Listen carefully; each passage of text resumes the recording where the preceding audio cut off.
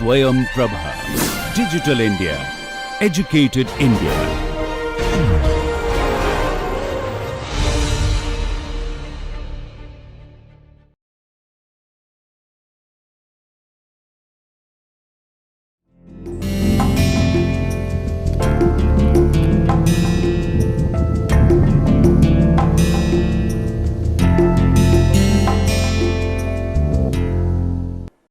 नमस्कार, मैं श्रेष्ठ एक बार फिर से आप सभी का इस लेक्चर सीरीज़ में स्वागत करता हूं। मैं वर्तमान समय में बनारस हिंदू यूनिवर्सिटी के मनोविज्ञान विभाग में एज ए असिस्टेंट प्रोफेसर कार्यरत हूं। हम लोग इस लेक्चर सीरीज़ में ऑर्गेनाइजेशनल बिहेवियर से संबंधित विषय वस्तु पर विस्तृत रूप से चर्चा कर रहे हैं।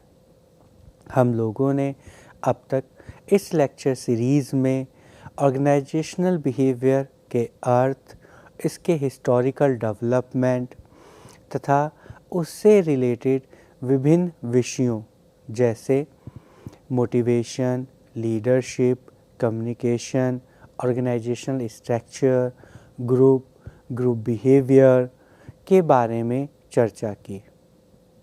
हम लोगों ने जाना कि ये विभिन्न विषय किस प्रकार ऑर्गेनाइजेशनल बिहेवियर को समझने में तथा ऑर्गेनाइजेशन की प्रोडक्टिविटी को इम्प्रूव करने में हमारी सहायता करते हैं और किस प्रकार हमें इनके ज्ञान के माध्यम से हमारे एम्प्लॉयज़ के व्यवहार को ऑर्गेनाइजेशनल सेटिंग में समझने में मदद मिलती है और किस प्रकार हम लोग इस इंफॉर्मेशन का उपयोग अपने एम्प्लॉयज़ की परफॉर्मेंस को इम्प्रूव करने में कर सकते हैं। आज हम लोग इसी लेक्चर सीरीज़ में आगे एक और विषय जॉब सेटिस्फैक्शन के बारे में अपनी चर्चा को कंटिन्यू करेंगे। आज के इस लेक्चर में हम लोग जॉब मोटिवेशन के अर्थ, इसको प्रभावित करने वाले कारकों के बारे में, इसके कॉन्सिक्वेंसेस के बारे में और किस प्रकार हम लोग जॉब सेटिस्फैक्शन को ऑर्गेनाइजेशनल सेटिंग में मेज़र कर सकते हैं, इसके बारे में विस्तृत रूप से चर्चा करेंगे। आज के इस लेक्चर का हमारा टाइटल है फंडामेंटल्स ऑफ जॉब सेटिस्फैक्शन, अर्थात कार्य संतुष्टि के मूल सिद्धांत। अब हम लोग सबसे पहले कार्य संतुष्टि के अर्थ के बारे में चर्चा करेंगे। तो कार्य संतुष्टि के अर्थ के बारे में चर्चा करने से पूर्व हम लोग सिर्फ संतुष्टि अर्थात सेटिस्फैक्शन के शब्द को समझने का प्रयास करते हैं। सेटिस्फैक्शन किसे कहते हैं? आम तौर पर हम लोग आम बोलचाल की भाषा में बार बार इस शब्द का इस्तेमाल करते हैं कि मैं बहुत सेटिस्फाइड हूँ या मैं सेटिस्फाइड नहीं हूँ या मैं बिल्कुल सेटिस्फाइड नहीं हूँ। कई बार हम लोग दूसरे व्यक्ति के व्यवहार और उसकी परफॉर्मेंस के इवैल्यूएशन के समय पर भी कहते हैं कि हम तुम्हारे व्यवहार से या तुम्हारी परफॉर्मेंस से संतुष्ट नहीं हैं या संतुष्ट हैं। तो इस प्रकार से हम लोग यदि सेटिस्फैक्शन के शब्द के अर्थ को समझेंगे तो हम देखेंगे कि सेटिस्फैक्शन में हम लोग पहले कुछ इवैल्यूएशन कर रहे हैं। जब हम लोग किसी व्यक्ति के बारे में बात कर रहे हैं तो कह रहे हैं कि तुम्हारी परफॉर्मेंस या तुम्हारा व्यवहार सेटिस्फाइड है या नहीं है, या अपने जीवन के बारे में भी यदि बात कर रहे हैं तो हम पहले अपनी लाइफ के बारे में इवैल्यूएशन कर रहे हैं कि मैं अपनी लाइफ से सेटिस्फाइड हूँ या नहीं हूँ, मैं अपने फैमिली से सेटिस्फाइड हूँ, मैं अपनी जॉब से सेटिस्फाइड हूँ, मैं अपनी एजुकेशन से सेटिस्फाइड हूँ या नहीं हूँ। तो यहाँ पर हम लोगों ने एक इवैल्यूएशन किया। अब ये इवैल्यूएशन किसके बेसिस पर किया? ये इवैल्यूएशन हम लोगों ने नीड और एक्सपेक्टेशन के बेसिस पर किया। जैसे हमारी लाइफ से लेकर कुछ एक्सपेक्टेशंस हैं, या हमारी एजुकेशन को लेकर कुछ एक्सपेक्टेशंस हैं। यदि वो एक्सपेक्टेशंस फुलफ़िल हो जाती हैं तो हम यहाँ पर पॉजिटिव इवैल्यूएशन करते हैं, अर्थात कहते हैं कि मैं बहुत सेटिस्फाइड हूँ। यदि मेरी ये एक्सपेक्टेशंस या नीड फुलफ़िल नहीं हो पाती हैं किसी भी कारणवश, तो उस समय मैं अपने इस इवैल्यूएशन का जो डायमेंशन है या जो इसका डायरेक्शन है, इसे किस तरफ टर्न कर देता हूँ? नेगेटिव साइड में। तो अब मैं क्या कहने लगता हूँ कि मैं सेटिस्फाइड नहीं हूँ। तो अर्थात यहाँ पर हम लोग सेटिस्फैक्शन में इवैल्यूएशन तथा एक्सपेक्टेशन का इस्तेमाल करते हैं। उसके साथ साथ हम और किस चीज़ को कहते हैं कि हम सेटिस्फाइड हैं या नहीं हैं? उन चीज़ों के बारे में जिन चीज़ों को हम लोग पसंद करते हैं। आप किस चीज़ को पसंद करते हैं? जिस चीज़ को लेकर आपके अंदर पॉजिटिव एटीट्यूड होता है, पॉजिटिव इवैल्यूएशन होता है। तो उसी चीज़ को या उसी कंपोनेंट को, उसी ऑब्जेक्ट को लेकर आप लोग या सभी हम लोग कहते हैं कि हम लोग सेटिस्फाइड हैं या नहीं हैं। यहाँ पर जॉब सेटिस्फैक्शन में भी हम लोग जब जॉब सेटिस्फैक्शन के अर्थ को समझेंगे तो पाएंगे कि इन्हीं बेसिक कंपोनेंट्स, इन्हीं बेसिक एक्सप्लेनेशन के माध्यम से हम लोग जॉब सेटिस्फैक्शन के अर्थ को परिभाषित करते हैं। तो जैसा कि हम यहाँ पर देख सकते हैं, यहाँ पर लिखा है to what extent do we like our job, अर्थात हम अपनी जॉब को, अपने कार्य को कितना पसंद करते हैं। किस चीज़ को हम पसंद करते हैं? जिस चीज़ के साथ काम करने में या जिस चीज़ के साथ हम लोग एंजॉय करते हैं। जैसे अगर एक मूवी को देखने के बाद मैंने बहुत एंजॉय किया, तो अब मैं क्या कहूँगा? वो मूवी मुझे पसंद है, या मैं उस मूवी को लाइक करता हूँ, या हो सकता है उस मूवी के जो एक्टर्स हैं मैं उन्हें पसंद करता हूँ, चूँकि मुझे उन एक्टर्स को एक्ट करते हुए, मूवी में पार्टिसिपेट करते हुए, एक्ट करते हुए देखना पसंद है, मैं उसे एंजॉय करता हूँ। तो मैं क्या कह रहा हूँ कि यहाँ पर मैं उससे सेटिस्फाइड हूँ। लेकिन यदि मैं उस मूवी को एंजॉय ना करूँ तो क्या होगा? अगर मैंने उस मूवी को एंजॉय नहीं किया तो अब मैं उसे लाइक नहीं करूँगा और क्या कहूँगा कि नहीं, ठीक है, मैं इस मूवी की परफॉर्मेंस से सेटिस्फाइड या इस एक्टर की परफॉर्मेंस से सेटिस्फाइड नहीं हूँ। तो सिमिलरली यदि हम अपने कार्य को लेकर एंजॉय करते हैं, उसे लाइक करते हैं, तो उस कंडीशन में हम लोग अपनी जॉब से काफ़ी हद तक सेटिस्फाइड फील करते हैं, या हमारी जॉब को लेकर एक पॉजिटिव एटीट्यूड होता है।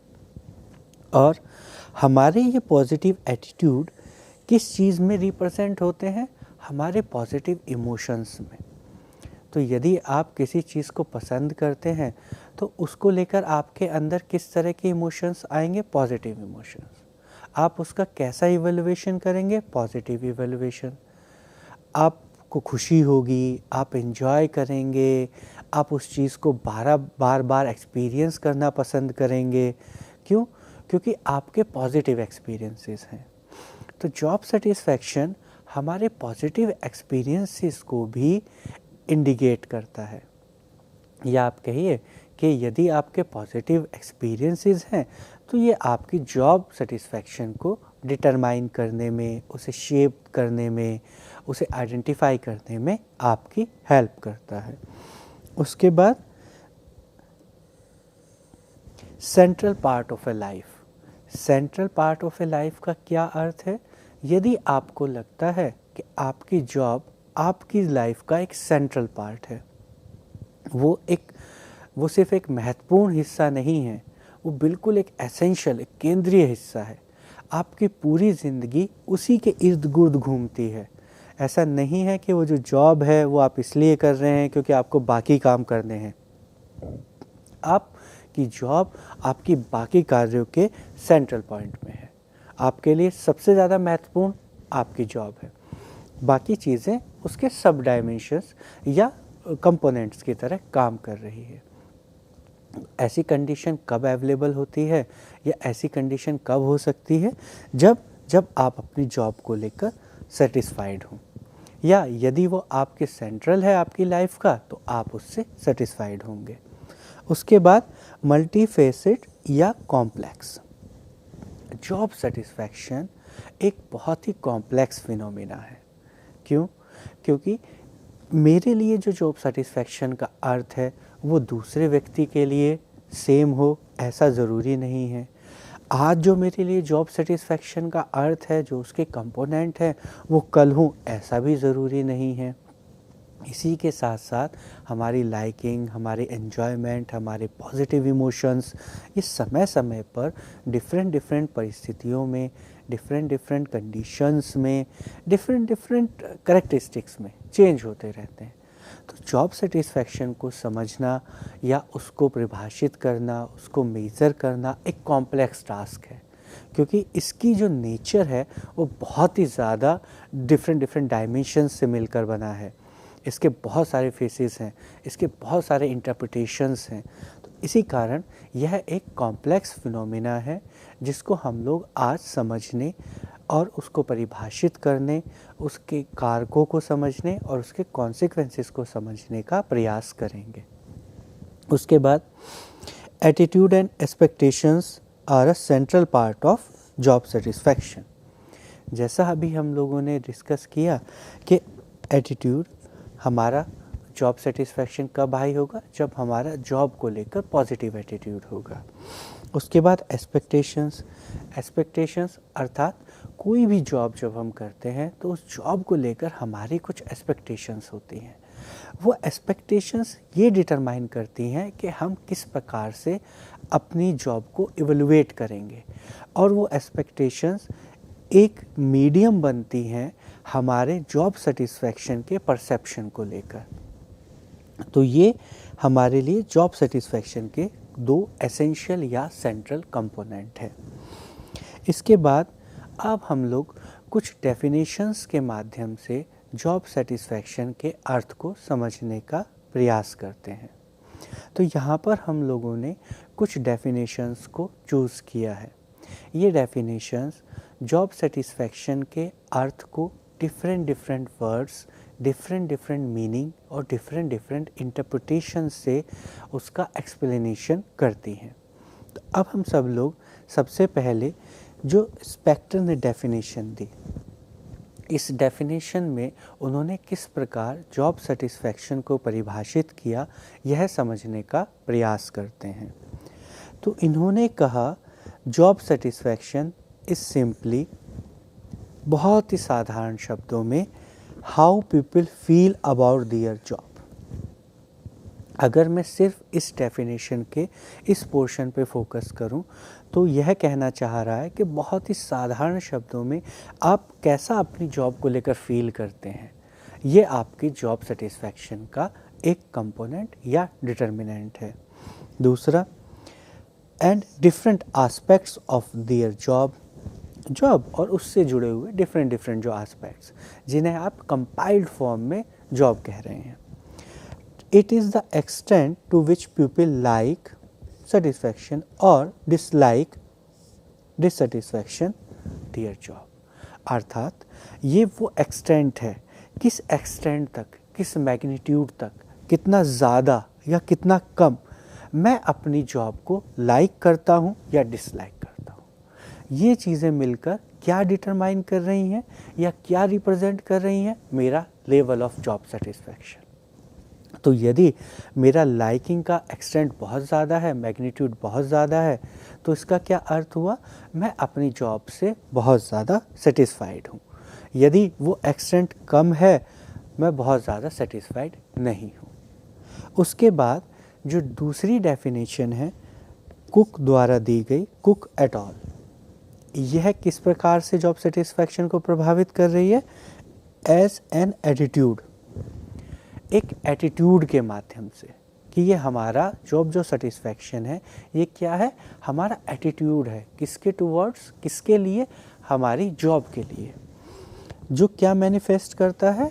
In evaluation of the job, पहला, and of the employing organization as contributing suitably to the attainment of one's personal objective. तो अब यदि इस डेफिनेशन को हम कुछ बिट्स एंड पार्ट्स, मतलब छोटे छोटे हिस्सों में डिस्कस करें, तो ये किस प्रकार हमें मैसेज कन्वे करेगा? इवैल्यूएशन ऑफ जॉब, अर्थात हम लोग यहाँ पर जॉब सेटिस्फैक्शन में पहले जॉब का इवैल्यूएशन करते हैं, उसका एग्जामिनेशन करते हैं, उसे मेज़र करते हैं, एनालिसिस करते हैं।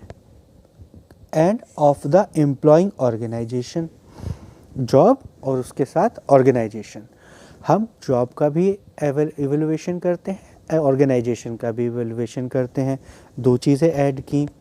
As contributing suitably to the attainment of a one's personal objective. अब ये सारा का सारा इवैल्यूएशन जॉब का, ऑर्गेनाइजेशन का, हम किस पर्सपेक्टिव से कर रहे हैं? कि ये सब चीज़ें मेरे जो पर्सनल ऑब्जेक्टिव्स हैं उन्हें फुलफ़िल करने में किस प्रकार मेरे को कंट्रीब्यूट कर रही हैं, किस प्रकार मेरी हेल्प कर रही हैं।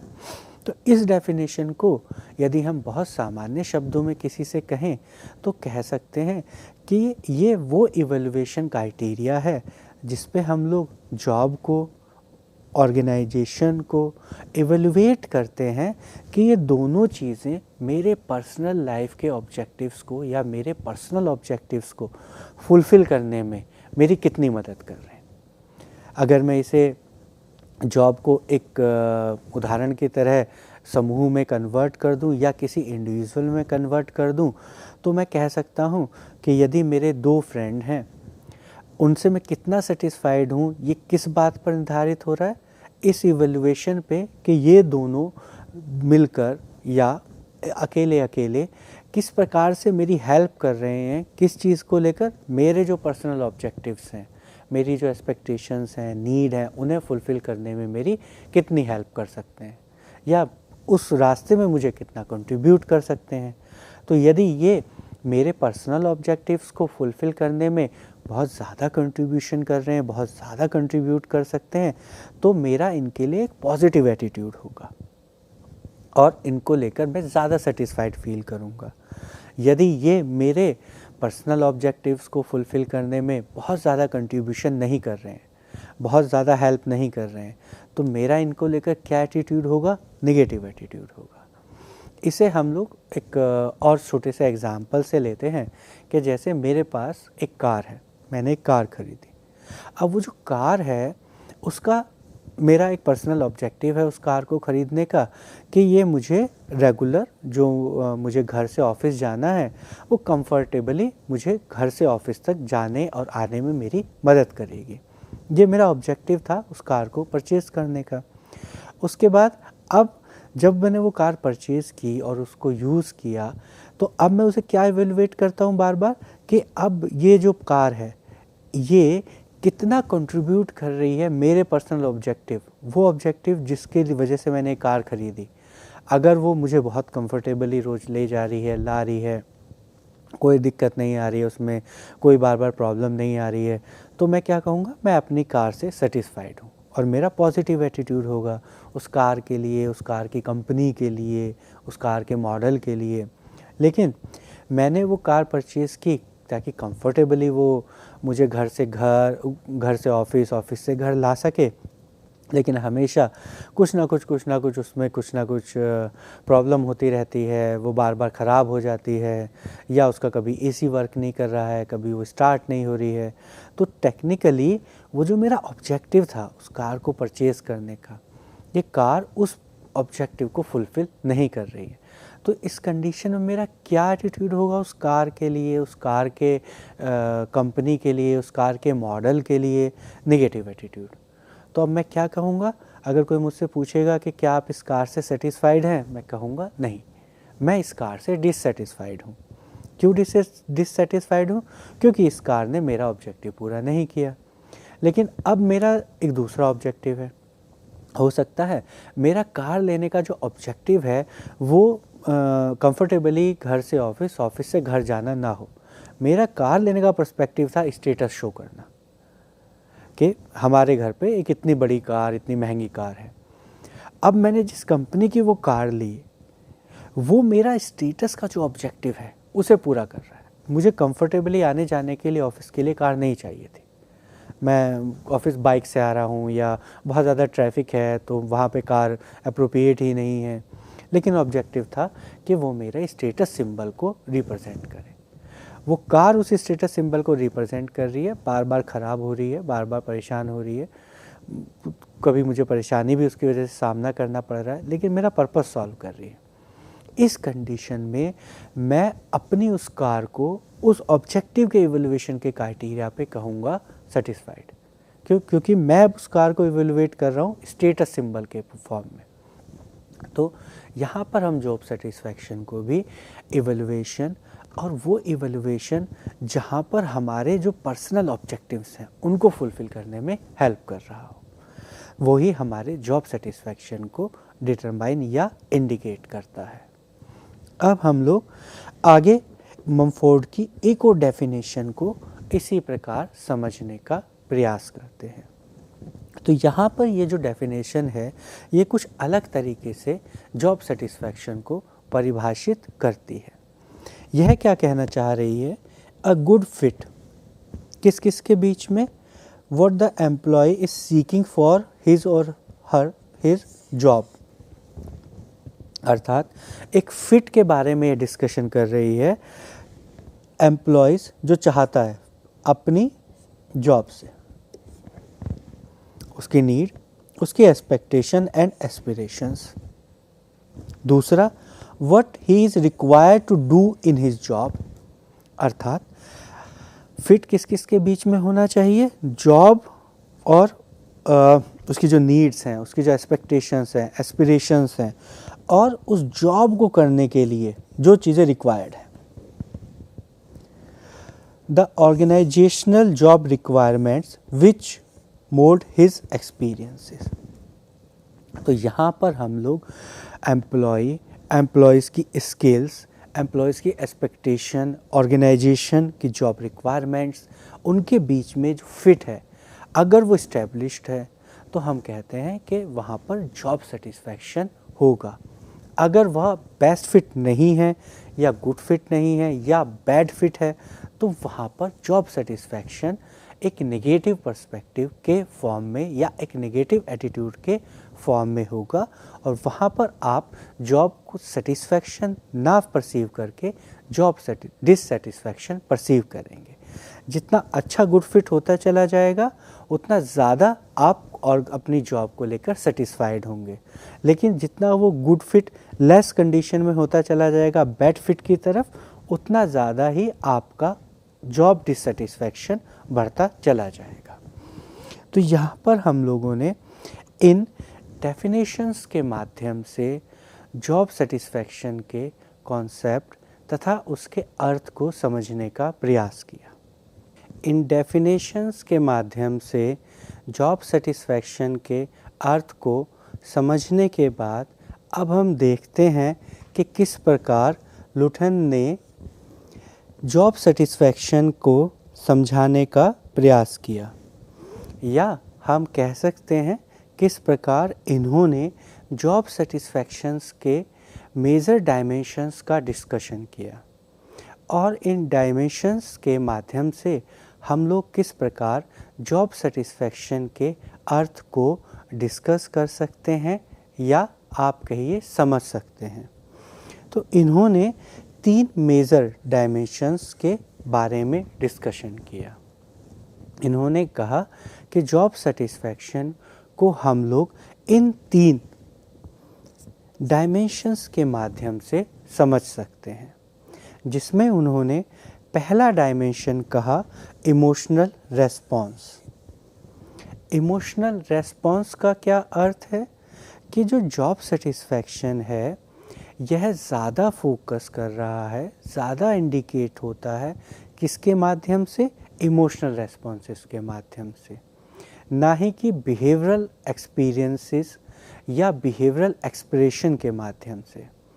तो यहाँ पर हम लोग इमोशनल एक्सपीरियंसेस को ज़्यादा महत्व दे रहे हैं बिहेवियरल रेस्पॉन्सेस के से ज़्यादा। अर्थात अगर मुझे जॉब सेटिस्फैक्शन के बारे में डिस्कशन करना होगा तो मैं आउटकम, बिहेवियर, जो बिहेवियरल कंपोनेंट है, ओवर्ट बिहेवियर है, उससे ज़्यादा किस पर फोकस करूँगा, हमारे जो पर्सनल इमोशनल एक्सपीरियंसेस हैं जिन्हें मैं अनुभव तो कर पा रहा हूँ लेकिन हो सकता है शब्दों में ना बता पाऊँ, अपने व्यवहार में ना शो कर पा रहा हूँ, लेकिन मेरे जो एक्सपीरियंसेस हैं, इमोशनल एक्सपीरियंसेस हैं, वो ज़्यादा इम्पॉर्टेंट हैं। उसके बाद सेकंड है फुलफिलमेंट ऑफ एक्सपेक्टेशन। जैसा कि हम लोगों ने शुरू से ही ये डिस्कस किया कि जॉब सेटिस्फैक्शन में हम लोग इवैल्यूएट करते हैं जॉब को किस क्राइटेरिया के बेसिस पर, अपनी नीड के बेसिस पर, अपने लाइफ के ऑब्जेक्टिव के बेसिस पर और अपनी एक्सपेक्टेशंस के बेसिस पर। तो यहाँ पर हम लोग यदि हमारी जॉब हमारी एक्सपेक्टेशंस को फुलफ़िल कर रही है या फुलफ़िल करने में हमारा बहुत ज़्यादा हेल्प कर रही है, बहुत ज़्यादा कंट्रीब्यूट कर रही है, तो उस कंडीशन में हमें जॉब सेटिस्फैक्शन का जो परसेप्शन होगा वो हाई लेवल पर होगा या अधिक होगा। लेकिन यदि हमारी जॉब हमारी एक्सपेक्टेशंस को फुलफ़िल करने में फ़ेल हो रही है या उस एक्सटेंट तक नहीं फुलफ़िल कर पा रही है, तो इनके अनुसार अब हमें जो जॉब सेटिस्फैक्शन का जो लेवल होगा वो कम होगा, या कुछ हद तक आगे जाने के बाद जब मैं बिल्कुल भी अपनी एक्सपेक्टेशंस फुलफ़िल नहीं कर पाऊँगा तो हो सकता है मैं अपनी जॉब सेटिस्फैक्शन को लेकर बहुत ज़्यादा डिससेटिस्फाइड परसीव करूँ या फील करूँ। उसके बाद इन्होंने कहा several related attitudes. Several related attitudes अर्थात जॉब से रिलेटेड और जो मेजर मोस्ट इम्पोर्टेंट कैरेक्टरिस्टिक्स हैं, इंडिकेटर्स हैं, जैसे पे, जैसे प्रमोशन, जैसे ग्रोथ की अपॉर्चुनिटी, इन सभी डायमेंशंस को रिलेटेडली जो भी रिलेटेड हैं और डिफरेंट उन सभी के बेसिस पर हम लोग अपने जॉब सेटिस्फैक्शन को परसीव करते हैं या अपने जॉब सेटिस्फैक्शन को एक्सपीरियंस करते हैं। उसके बाद आगे रॉस ने जॉब डायमेंशन को लेकर दो मेजर डायमेंशंस बताए। जॉब सेटिस्फैक्शन को लेकर दो मेजर डायमेंशंस बताए। उन्होंने कहा कि जॉब सेटिस्फैक्शन को हम लोग इन दो मेजर डायमेंशंस के माध्यम से ज़्यादा अच्छे से समझ सकते हैं और ज़्यादा अच्छे से जॉब सेटिस्फैक्शन के कंपोनेंट को यूज़ करते हुए अपनी ऑर्गेनाइजेशन की इफ़ेक्टिवनेस तथा अपने एम्प्लॉयज़ की इफ़ेक्टिवनेस को इंक्रीज़ कर सकते हैं। यहाँ पर उन्होंने जो पहला डायमेंशन प्रपोज़ किया वह है इंट्रिंसिक। इंट्रिंसिक का यहाँ पर क्या अर्थ है? इंट्रिंसिक का अर्थ है वो सारे फैक्टर जो किससे रिलेटेड हैं? इंडिविजुअल से।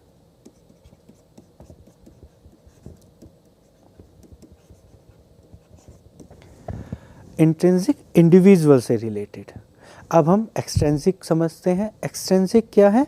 वो रिलेटेड है इंडिविजुअल से, इटसेल्फ इंडिविजुअल से, खुद व्यक्ति से नहीं, जो एक्सटर्नल फैक्टर्स हैं उनसे ज़्यादा रिलेटेड हैं। तो यहाँ पर कौन होंगे रिलेटेड? ये किससे होंगे? To external factors.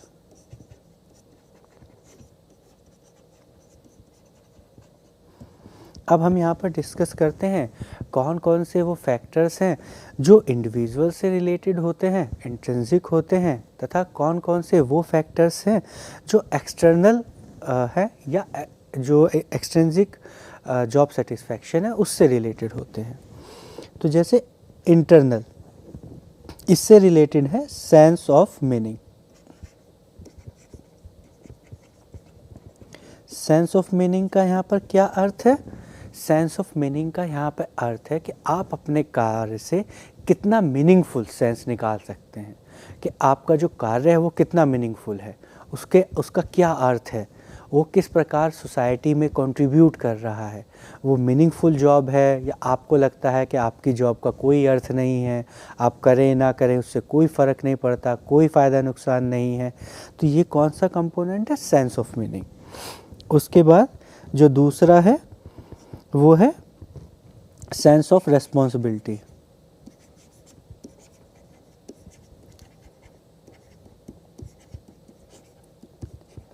Sense of responsibility अर्थात इंटरनली मुझे ऐसा लगता है कि जो कार्य है इसको कार्य करना मेरी रेस्पॉन्सिबिलिटी है। तो ये कौन से फैक्टर है? इंटरनल फैक्टर है, ये व्यक्ति से ही जुड़े हुए फैक्टर्स हैं।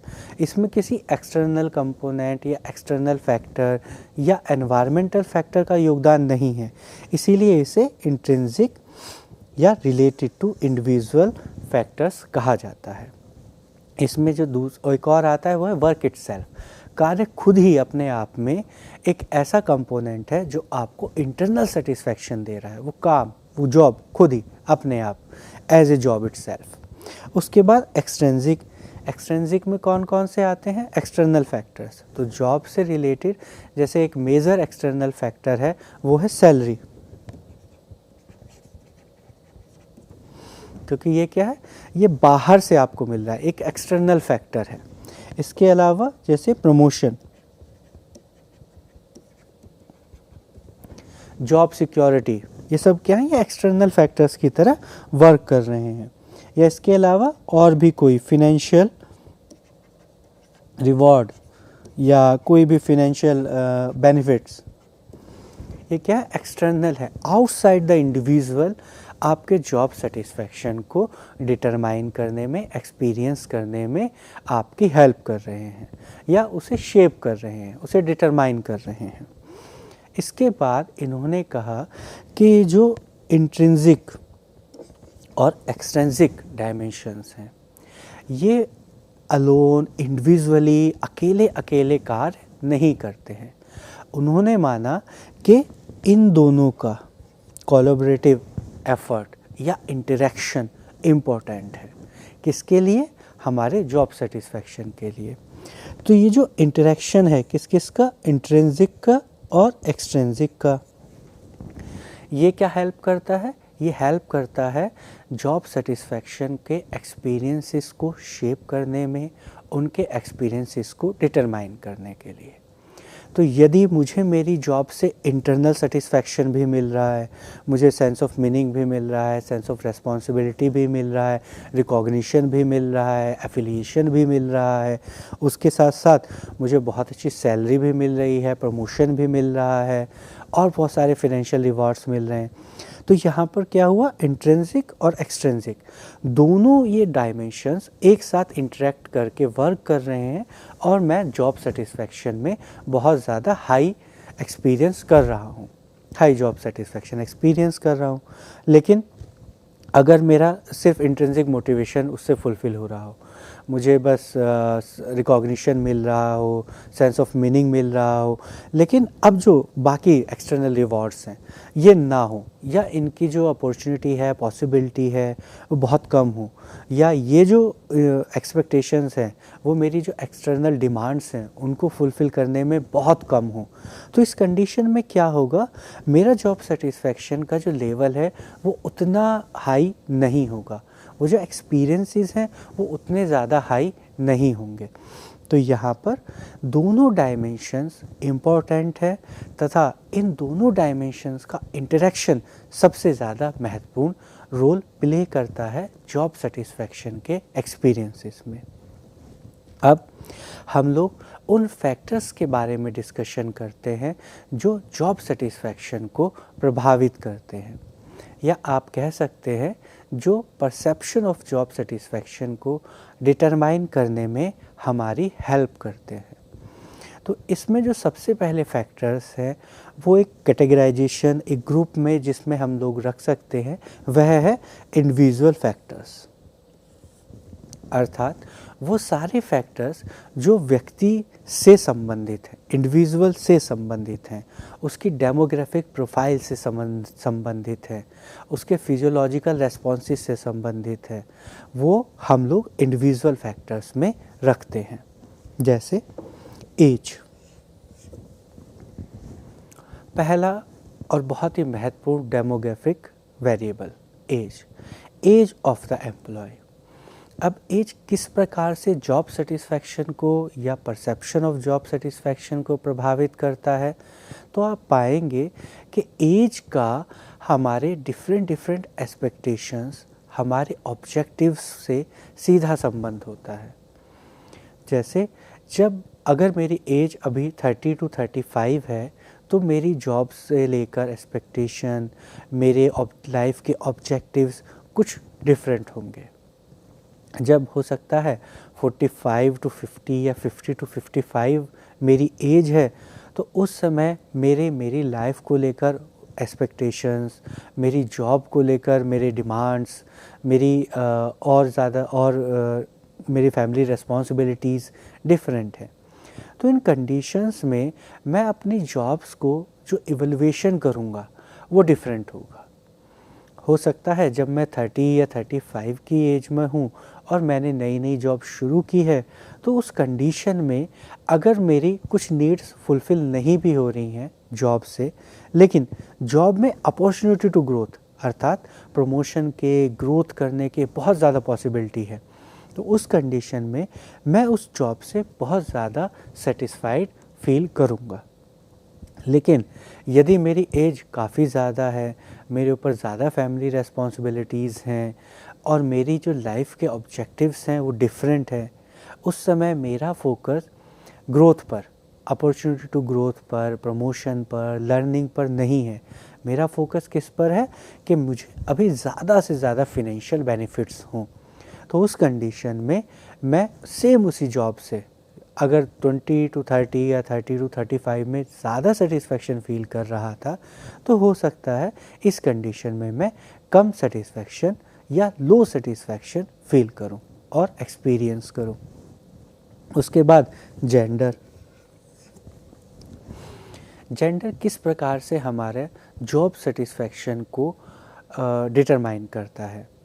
जैसा हम लोगों ने जॉब सेटिस्फैक्शन में समझा कि ये एक इवैल्यूएशन है, किससे, एक्सपेक्टेशंस से, और जो एक्सपेक्टेशंस हैं वो व्यक्ति की कहाँ से जनरेट होती हैं, उसके सोशल रोल्स से।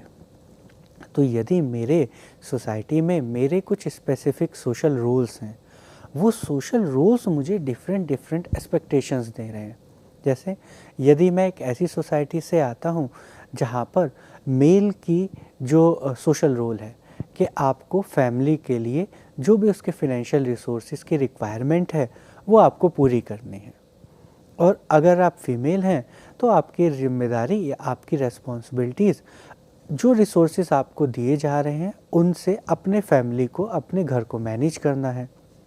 तो इस कंडीशन में जब मैं एज ए मेल किसी जॉब को ज्वाइन करता हूँ तो मेरी एक्सपेक्टेशंस डिफरेंट होंगी, और अगर एज ए फीमेल अगर मैं उसी जॉब को ज्वाइन करता हूँ तो मेरी एक्सपेक्टेशंस डिफरेंट होंगी।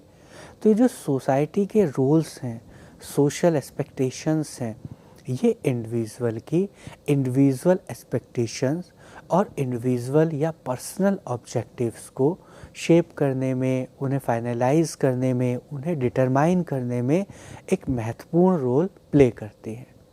और उसी प्रकार से यह जेंडर एक डेमोग्राफिक रोल होते हुए, एक डेमोग्राफिक वेरिएबल होते हुए आपके परसेप्शन ऑफ जॉब सेटिस्फैक्शन को डिटरमाइन करता है। तो बहुत सारी स्टडीज़ में आप देखेंगे कि डिफरेंट जॉब प्रोफाइल्स में डिफरेंट जेंडर का जॉब सेटिस्फैक्शन डिफरेंट होता है। तो यदि एक जॉब प्रोफाइल ऐसी है जो सोशल रोल्स में फीमेल्स के लिए सूट करती हैं, उनकी एक्सपेक्टेशंस को सूट कर रही हैं, फिट कर रही हैं, गुड फिट है, तो वहाँ पर फीमेल्स का सेटिस्फैक्शन का लेवल हाई होगा। लेकिन अगर वो जॉब प्रोफाइल उस सोशल कॉन्टेक्स्ट में मेल का जो एक्सपेक्टेशन है, मेल्स की जो आइडेंटिटी है या मेल्स का जो एक आइडियोलॉजी है, उससे फिट नहीं कर रहा है। तो उस कंडीशन में अगर मैं एज ए मेल उस जॉब को ज्वाइन करता हूँ तो मेरा जॉब सेटिस्फैक्शन का लेवल लो होगा। जेंडर के बाद वर्क एक्सपीरियंस। वर्क एक्सपीरियंस कई तरह से आपके जॉब सेटिस्फैक्शन को प्रभावित करता है। जैसा हम लोगों ने अभी एज के समय पर डिस्कस किया कि यदि आपकी एज कम है, आपका वर्क एक्सपीरियंस कम है, तो हो सकता है कि आप कम सैलरी पर भी उस कार्य को करना चाहें जहां पर ऑर्गेनाइजेशन बहुत अच्छी है, आपको रिकॉग्निशन मिल रहा है, आपको ग्रोथ की अपॉर्चुनिटी बहुत ज़्यादा है, आपकी ट्रेनिंग बहुत अच्छी हो रही है, आपको सीखने को मिल रहा है। लेकिन जैसे जैसे वर्क एक्सपीरियंस आपका बढ़ता जाता है वैसे वैसे आपकी एज भी बढ़ रही है, आपकी फैमिली रेस्पॉन्सिबिलिटी भी चेंज हो रही है, आपका कंपैरिजन रेफरेंस ग्रुप भी बदल गया है। पहले आप ऑर्गेनाइजेशन में अपना किससे कंपैरिजन कर रहे थे, किस रेफरेंस ग्रुप से, जो आपके सिमिलर वर्क एक्सपीरियंस के थे।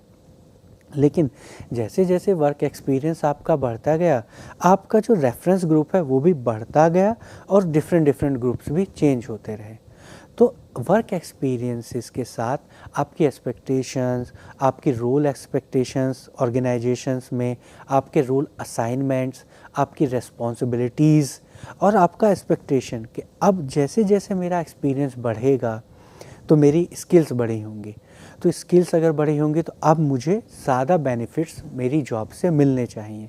उस एक्सपेक्टेशन के कारण भी आपका जो इवैल्यूएशन का मेथड है, इवैल्यूएशन का प्रोसेस है और जो क्राइटेरिया है वो चेंज होता चला जाता है और उसका आउटकम जो कि जॉब सेटिस्फैक्शन का एक कारक है, जो कि जॉब सेटिस्फैक्शन को डिटरमाइन कर रहा है, वो भी बदलता है और उसके बदलने के कारण आपका परसेप्शन ऑफ जॉब सेटिस्फैक्शन भी चेंज होता चला जाता है।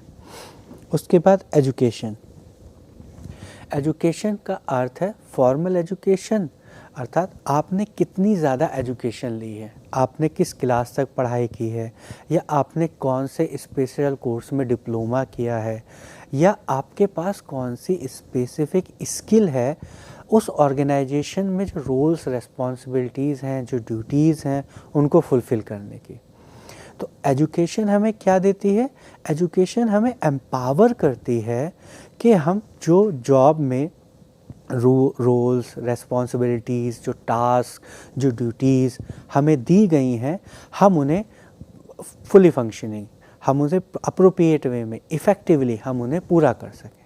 ये हमें एम्पावर कहाँ से मिला, एम्पावरमेंट, या कहाँ से हमें नॉलेज मिली? हमारी एजुकेशन से।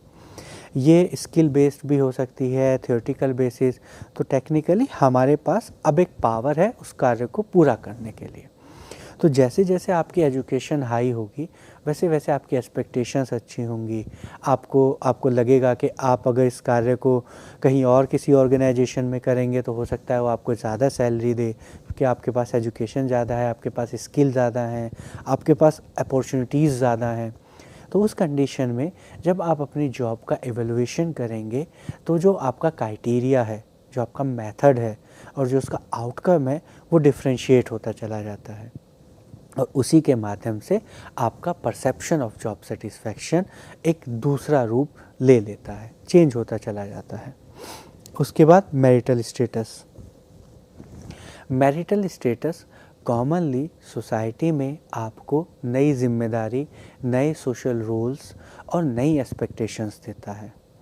जब आप अनमैरिड रहते हैं तो आपकी सोसाइटी में अलग सोशल रोल्स होते हैं। हो सकता है आपके पास उस समय घर की ज़्यादा रेस्पॉन्सिबिलिटी हो या कम रेस्पॉन्सिबिलिटीज़ हो। मैरिटल स्टेटस चेंज होने के बाद आपके पास और रेस्पॉन्सिबिलिटीज़ ऐड ऑन होती चली जाती हैं।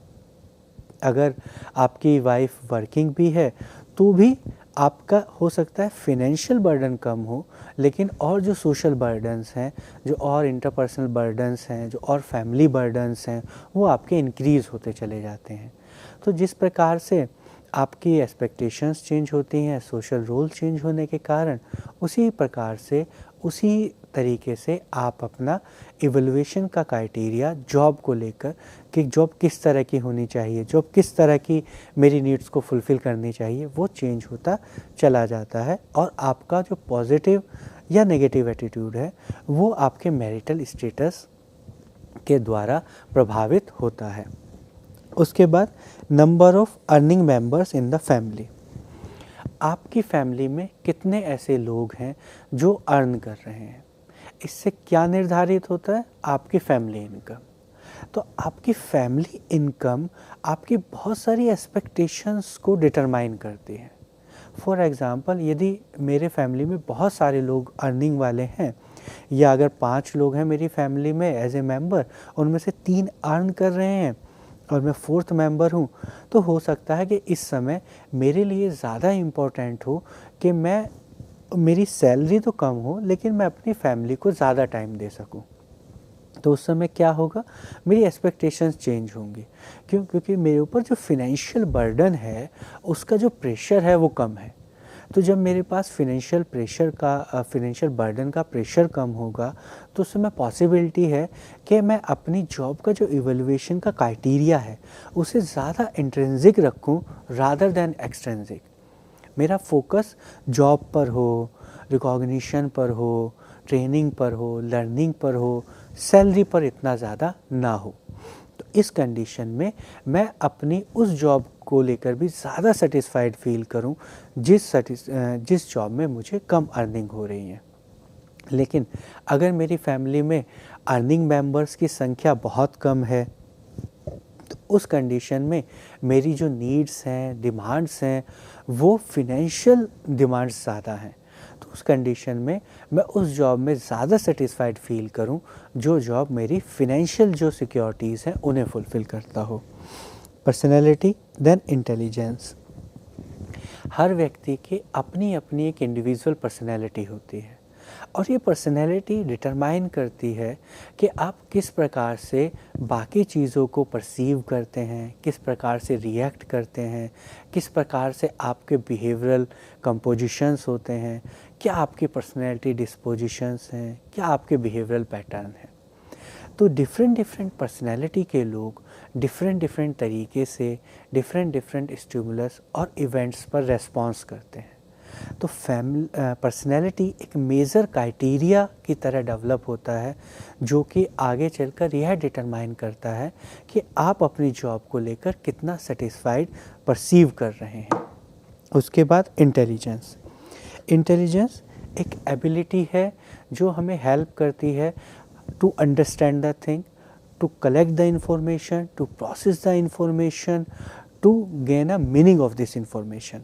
इंटेलिजेंस के माध्यम से हम लोग डिफरेंट इंफॉर्मेशन को प्रोसेस करते हैं, उस प्रोसेस से जो हमें इंफॉर्मेशन मिली है उसे कलेक्ट करते हैं, उसे स्टोर करते हैं, उसे प्रोसेस करके एक स्पेसिफिक डिसीजन तक हम पहुंचते हैं। तो यहाँ पर इंटेलिजेंस भी हमारे इवैल्यूएशन के जो प्रोसेस है उसको बहुत सिग्निफिकेंटली डिटरमाइन करती है या इन्फ्लुएंस करती है। उसके बाद सोशल या कल्चरल फैक्टर्स।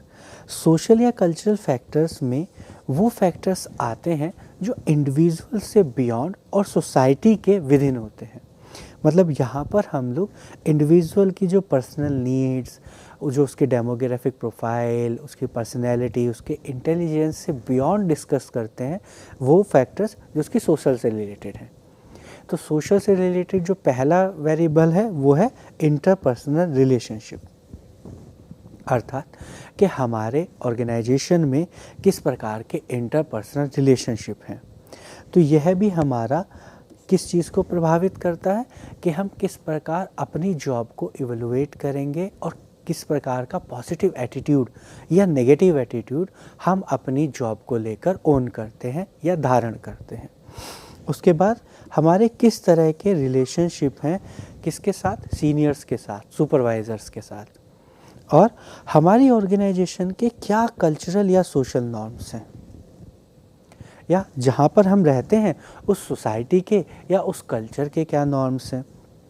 जैसे जहाँ पर आप या जिस ग्रुप से आप बिलोंग करते हैं, जिस सोसाइटी से आप बिलोंग करते हैं, उसके कल्चरल नॉर्म्स और आपकी जॉब की जो प्रोफाइल है वो डिफरेंट है, वो बिल्कुल मिसमैच है।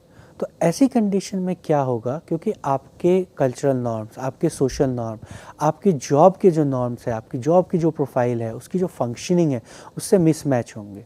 तो ऐसी कंडीशन में क्या पॉसिबिलिटी है, इस कंडीशन में आपके जॉब सेटिस्फैक्शन के लो होने की हाई पॉसिबिलिटीज़ है। उसी के साथ वैल्यूज़, किस तरह का वैल्यू सिस्टम है आपकी ऑर्गेनाइजेशन में, आपकी सोसाइटी में, यह वैल्यू सिस्टम और इंडिविजुअल वैल्यू सिस्टम और आपकी जॉब प्रोफाइल मिलकर यह इंटरैक्ट करते हैं और डिटरमाइन करते हैं कि आप किस तरीके से अपनी जॉब को पॉजिटिवली, निगेटिवली या ऑन एन एवरेज बेसिस पर इवेलुएट करते हैं। यहाँ पर अब हम लोग उन वेरिएबल्स के बारे में डिस्कस करते हैं जो संगठन, ऑर्गेनाइजेशन से रिलेटेड हैं, ऑर्गेनाइजेशन से जुड़े हुए हैं, लेकिन क्या करते हैं, वो जॉब सेटिस्फैक्शन के परसेप्शन को इन्फ्लुएंस कर रहे हैं, निर्धारित करने में हमारी हेल्प कर रहे हैं। तो जैसे उसमें पहला है ऑर्गेनाइजेशन स्ट्रक्चर। ऑर्गेनाइजेशन स्ट्रक्चर का क्या अर्थ है कि हमारी ऑर्गेनाइजेशन में जो रोल्स हैं, रेस्पॉन्सिबिलिटीज़ हैं, जो टास्क हैं, जो उसका प्रोसेस है कार्य करने का, वो किस प्रकार से डिस्ट्रीब्यूटेड है, किस स्ट्रक्चर में हम लोगों ने अपनी ऑर्गेनाइजेशन को इस्टेब्लिश किया है। तो जिस तरीके का स्ट्रक्चर होता है उसका डायरेक्ट प्रभाव किस पर होता है, वर्किंग कंडीशंस पर, वर्किंग एनवायरनमेंट पर, और किस प्रकार एक इंडिविजुअल को उस ऑर्गेनाइजेशन स्ट्रक्चर में काम करना है। तो जिस तरह के स्ट्रक्चर में आप काम करते हैं उस तरह का स्ट्रक्चर आपकी जॉब सेटिस्फैक्शन को डिटरमाइन करने में आपकी हेल्प करता है। तो यदि स्ट्रक्चर आपको हेल्प कर रहा है आपकी जॉब को कंप्लीट करने में, आपके पर्सनल ऑब्जेक्टिव्स को फुलफ़िल करने में, और वो एक हेल्पिंग एनवायरनमेंट क्रिएट कर रहा है जहाँ पर आप अपनी जॉब को स्मूथली कंप्लीट कर सकते हैं, आप अपनी रेस्पॉन्सिबिलिटीज़ को आसानी से कंप्लीट कर सकते हैं जॉब रिलेटेड, तो वहाँ पर आपका जो जॉब सेटिस्फैक्शन है वो हाई लेवल का होगा।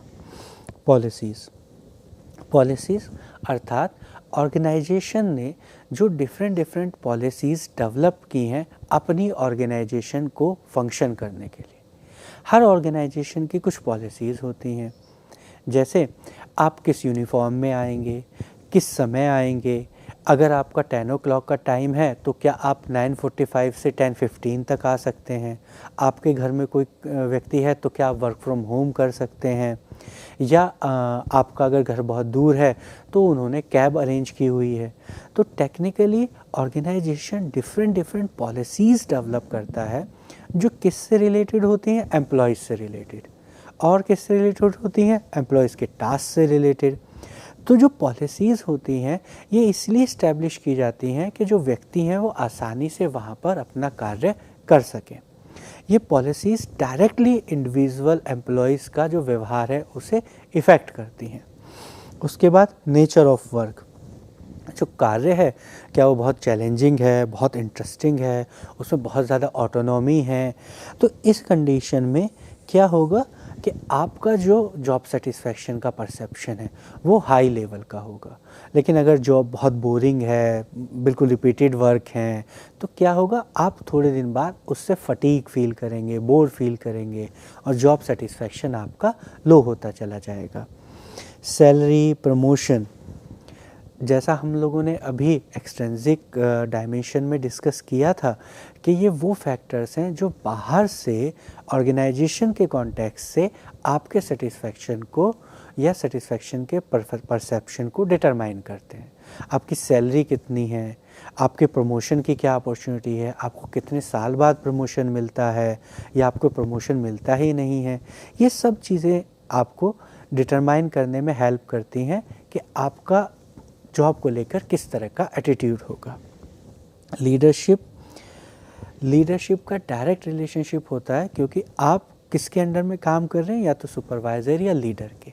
तो लीडर किस तरह की स्टाइल ओन करता है जब वो अपने फॉलोअर्स को या ग्रुप मेंबर्स को लीड कर रहा है, क्या वो मेंटरिंग करता है या वो बहुत ज़्यादा डोमिनेट करता है।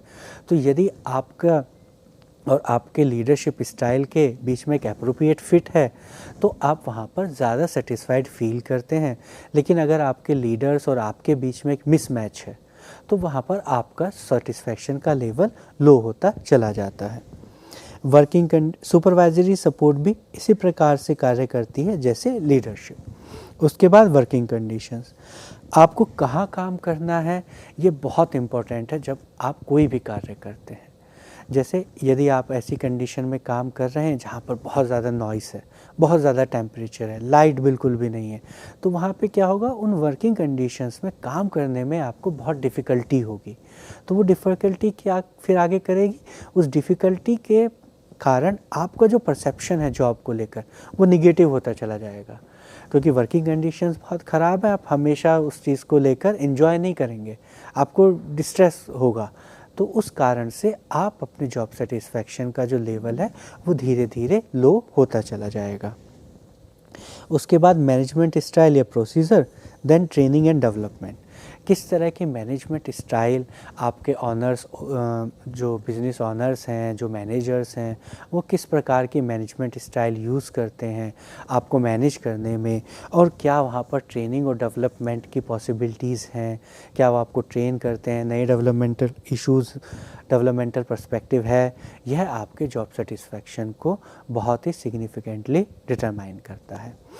उसके बाद एनवायरमेंटल फैक्टर्स, तो एनवायरमेंटल फैक्टर्स में जैसे टेक्नोलॉजिकल चेंजेस, किस किस नए नए टेक्नोलॉजिकल जो चेंजेस होते हैं वो भी प्रभावित करते हैं। गवर्नमेंट की पॉलिसीज़, गवर्नमेंट बाहर से अगर कोई पॉलिसी बना देती है जिससे आपके कार्य करने के तरीके पर प्रभाव पड़ता है, तो वो भी आपके जॉब सेटिस्फैक्शन को प्रभावित करते हैं। आप जहाँ पर रहते हैं वहाँ का सोशो इकोनॉमिकल स्टेटस और पॉलिटिकल इन्फ्लुएंस भी आपके जॉब सेटिस्फैक्शन को सिग्निफिकेंटली प्रभावित करता है। उसके बाद कॉन्सिक्वेंसेस ऑफ जॉब सेटिस्फैक्शन, तो जो जॉब सेटिस्फैक्शन जैसे जैसे बढ़ता चला जाता है वैसे वैसे आप इंजॉय करते हैं, अपनी जॉब को लाइक करते हैं, तो क्या होगा, आपकी परफॉर्मेंस भी बेहतर होती चली जाती है। तो जो एक मेजर कॉन्सिक्वेंस है जॉब सेटिस्फैक्शन का, पहला वो है बेटर जॉब परफॉर्मेंस। उसके बाद ऑर्गेनाइजेशनल लॉयल्टी। ऑर्गेनाइजेशन लॉयल्टी का क्या अर्थ है, जिस चीज़ से आप सेटिस्फाइड होते हैं, जिसको आप पसंद करते हैं, उसके लिए क्या होता है, आप लॉयल होते हैं। लॉयल मतलब किसी भी सर्कमस्टांसिस में, डिफ़िकल्ट सिचुएशंस में, डिफ़िकल्ट सर्कमस्टांसिस में, प्रॉब्लम्स में अगर आप लॉयल हैं तो क्या करते हैं, उनका सपोर्ट करते हैं, उनका साथ देते हैं। तो यहाँ पर ऑर्गेनाइजेशन लॉयल्टी, अगर आपका जॉब सेटिस्फैक्शन हाई है तो आप अपनी ऑर्गेनाइजेशन को लेकर ज़्यादा लॉयल परसीव करते हैं और ज़्यादा लॉयल बिहेवियर शो करते हैं। ऑर्गेनाइजेशनल एडवोकेसी, ऑर्गेनाइजेशनल एडवोकेसी का अर्थ है कि जिस चीज़ से आप सेटिस्फाइड हैं, जिसे लाइक करते हैं, तो आप क्या उसकी बुराई नहीं सुन सकते, हमेशा क्या करते हैं, उसकी एडवोकेसी करते हैं, नहीं उसकी गलती नहीं है, नहीं वो तो बहुत सही है। तो जिस चीज़ को लेकर आप सेटिस्फाइड हैं, पॉजिटिव एटीट्यूड है, जॉब सेटिस्फैक्शन हाई है, तो आप क्या करेंगे, हमेशा अपनी ऑर्गेनाइजेशन को एडवोकेट करेंगे, उसका पक्ष रखेंगे, उसका सपोर्ट करेंगे। लेस विड्रॉल बिहेवियर, अर्थात अगर आप सेटिस्फाइड हैं अपनी जॉब से तो आप एब्सेंट कम होंगे अपने कार्य पर, ऐसा नहीं है कि आप कभी आ रहे हैं कभी नहीं आ रहे हैं। और आपका एम्प्लॉय टर्नओवर, अर्थात जॉब छोड़कर किसी दूसरी जॉब में जाना या एक ऑर्गेनाइजेशन को छोड़कर दूसरी ऑर्गेनाइजेशन में जाना, इसकी पॉसिबिलिटी भी कम होगी। वर्क प्लेस डिविएंट बिहेवियर, अर्थात अगर आपका जॉब सेटिस्फैक्शन हाई है तो आप किसी भी तरह के ऐसे बिहेवियर में इन्वॉल्व नहीं होंगे जो आपकी ऑर्गेनाइजेशन को हार्म करता हो, उसका नुकसान पहुंचाता हो। आपका एम्प्लॉय वेलबींग, अर्थात जॉब सेटिस्फैक्शन जिन एम्प्लॉयज़ का हाई होता है, रिसर्चेस में पाया गया है कि उनका एम्प्लॉय वेलबींग, उनका ओवरऑल हैप्पीनेस, उनका ओवरऑल वेलबींग भी हाई होता है। उसके बाद organisational commitment, Mayar and Alan ने ये 3 डायमेंशंस बताए ऑर्गेनाइजेशनल कमिटमेंट के, नॉर्मेटिव, अफेक्टिव, कंटिन्यूस। तो अगर आपका जॉब सेटिस्फैक्शन हाई है तो नॉर्मेटिव, अर्थात जो उसके नॉर्म्स हैं ऑर्गेनाइजेशन के, जो उसकी फंक्शनिंग है, आप उसको लेकर भी अटैच रहते हैं, उसको भी फॉलो करते हैं। अफेक्टिव, आप इमोशनली अपनी ऑर्गेनाइजेशन से जुड़े रहते हैं। कंटिन्यूस कमिटमेंट, अर्थात आप अपनी ऑर्गेनाइजेशन के साथ कंटिन्यू करने की जो पॉसिबिलिटीज़ हैं उन्हें हाई रखते हैं। इस प्रकार से आज हम लोगों ने जॉब सेटिस्फैक्शन के अर्थ को समझा और जॉब सेटिस्फैक्शन को प्रभावित करने वाले कारकों के बारे में और उसके कॉन्सिक्वेंसेस के बारे में विस्तृत रूप से चर्चा की। आज के इस लेक्चर को हम लोग यहीं पर समाप्त करते हैं। आज के इस लेक्चर में हमारे साथ जुड़े रहने के लिए आप सभी का बहुत बहुत धन्यवाद। आप सभी का दिन शुभ हो। धन्यवाद। Thank you.